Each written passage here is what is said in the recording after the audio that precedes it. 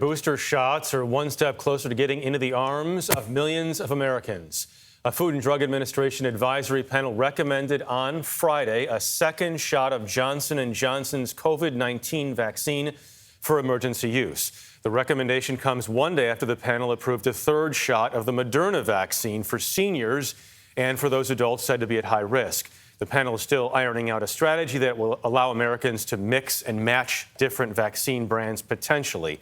At the same time, vaccine mandates and requirements to show vaccine status continue to come under attack. Michael George is here with the latest. Michael, good morning. Jeff, good morning. This unanimous approval means we're one step closer to booster shots being approved for all three vaccines. And this comes as the country is seeing 90,000 new infections and roughly 2,000 deaths per day. In Minnesota, a shortage of step-down and long-term care workers in beds has rippled into hospitals, where hundreds of patients have nowhere to go. The unvaccinated, the governor warns, risk not having a hospital bed if they get sick. If we are unwilling to do the things necessary to slow the spread of COVID, that will be exacerbated until you reach crisis situations like the state of Alaska, the state of Montana, the state of Idaho ended up in, where they have to make the horrific decisions of telling some people they can't come in.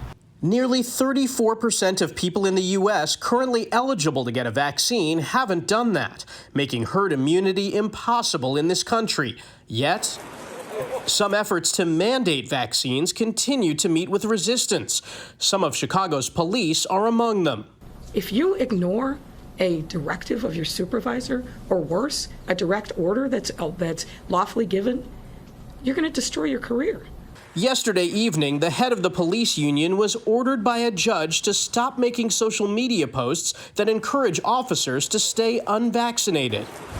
And in San Francisco, nearly 200 officers have applied for religious or medical exemptions rather than take a shot. There, legal experts say they're likely on the wrong side of the law. You're dealing with the general goodwill of the public health, for an individual to step back and say, my personal beliefs should trump the public need to be safe in a public area. I think that's just a very difficult battle. And booster shots for Pfizer recipients are already available for people 65 and older and for at-risk groups. And for people who got the Johnson & Johnson or Moderna shots, the FDA and CDC will likely decide next week whether to fully approve boosters and who should get them. Will they have a recommendation on mix and match? That is being considered, and there was a study that came out from the National Institutes of Health that showed that mixing and matching is effective. It actually found that if you got the Johnson & Johnson shot, you're better off switching to Pfizer or Moderna for your second shot. All right, Michael George, thank you so much.